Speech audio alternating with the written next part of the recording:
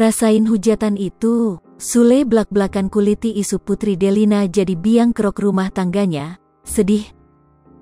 Lama diam, Sule akhirnya buka suara mengenai tudingan Putri Delina jadi dalang kehancuran rumah tangganya dengan Natalie Holzer. Putri Delina makan hinaan netizen karena diduga tak bisa terima kehadiran Natalie Holzer sebagai anggota baru keluarganya. Sule tekankan hal ini. Sule yang selama ini bungkam, akhirnya ungkap perasaannya soal kicauan netizen kepada Putri Delina. Diberitakan sebelumnya, rumah tangga Natalie Holzer dan Sule ayah Putri Delina yang sebelumnya adem ayem mendadak hancur seketika. Baik Sule dan Natalie Holzer pun sudah pasrah dengan perpisahan ini. Perpisahan di antara Sule dan Natalie Holzer pun menyeret berbagai nama. Sebut aja Putri Delina hingga sosok batu yakni Rieska Ros.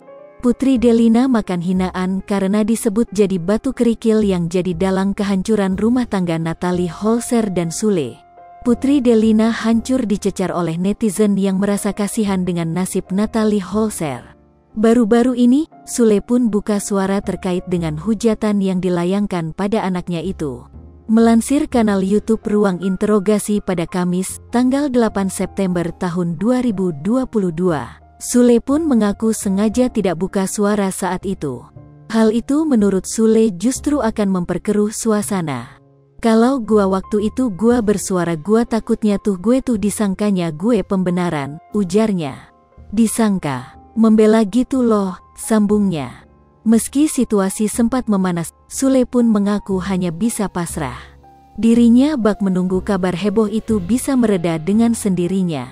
Perbincangan Sule dan Gilang Dirga tentang hujatan yang diterima Putri Delina. Jadi gue lebih ke pasrahin saja yang sama yang maha kuasa, jelasnya. Ia pun juga sempat menasihati putri satu-satunya itu agar tetap tegar menghadapi hujatan tersebut.